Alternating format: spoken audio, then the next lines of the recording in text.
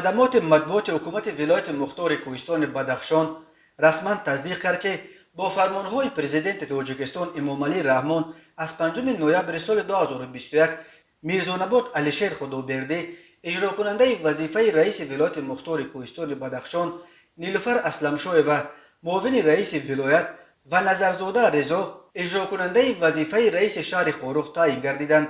در عکس‌های نشر شده لحظه‌های از مراسم معرفی رهبر نو ولایت به کارمندان دستگاه مرکزی مأموریت ولایت مختار کوهستان بدخشان ثبت شدند.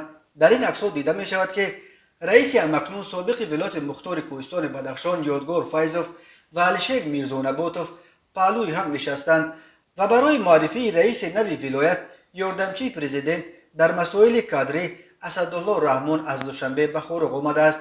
سبب برکناری یادگار فیضوف که 3 سال بر ولایت مختار کوهستان بدخشان رهبری کرد و از آبرو و اعتبار بی‌سابقه در بین مردم برخوردار بود تا حال شرح داده نشده است. این هم معلوم نیست که آیا او به یگان مقام نو تعیین می شود یا نه. گنرال علیشیر میرزانباد از کادرهای نزدیک به سیمومین یتیموف بوده معاون رئیس کمیته دولتی امنیت ملی بود. او سال 2018 معاون اول رئیس ولایت مختار کوهستان بدخشان و سال 2020 شهردار خاروخ تعیین شد.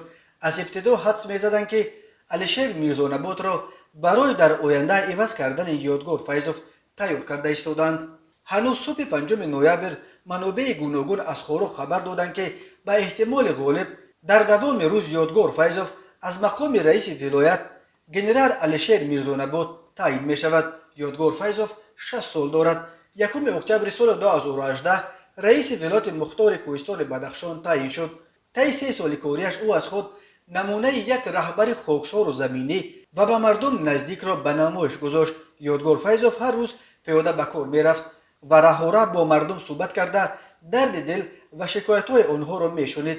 در شنبگی‌ها در قطار دیگران دست و آستین برزده اشتراک میکرد و معنی‌های چون کروپسیا و سوء استفاده از منصب برایش بیگانه بود. یادگار فیضوف قبل از رسیدنش به رهبری ولایت رهبر بنیاد آقاخان در تاجیکستان بود و سال 2012 با میانرویش برای حل بحران خونین خاروخ نام برآورده بود.